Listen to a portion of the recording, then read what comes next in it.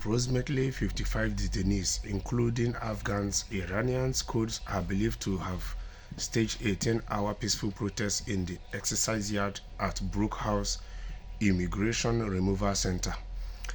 So apparently some group of asylum seekers are protesting against the Rwanda bill, against the detention of these people, against the way they are being picked up and all that.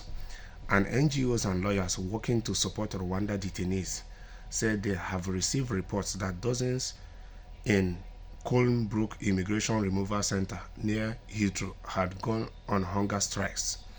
So apparently it is equally estimated that 30% of those protesting were Afghans. Why is the Home Office sending Afghans to Rwanda?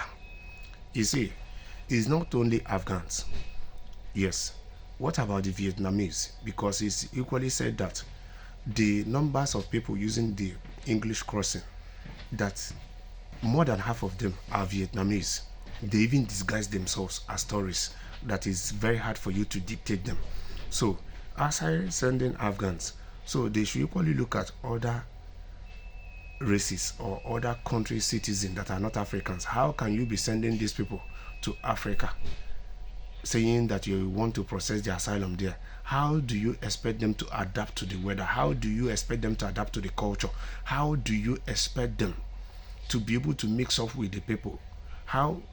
There's a whole lot of how.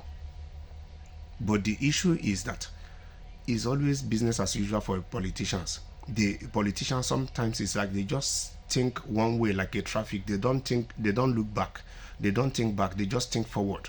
Because at the end of the day, this curbing immigration was part of the things that the politicians use to make their people to vote to leave the EU, of which they are not even keeping to that promise yet. That's one. And two, Britain has a whole lot of other issues. They are having housing crisis even before these migration issues start exploding. So it's quite understandable that these migrations are contributing to England's housing crisis. But what does it tell you? It tells you that the government of England has equally failed their people. It means that they need to invest heavily in migration, because people will keep migrating to your country, either legal or illegally. Human beings are bound to migrate. Yes, right from the history of mankind, it has always been like that. It's just that there are two sides of migration: is either legal migration or illegal migration.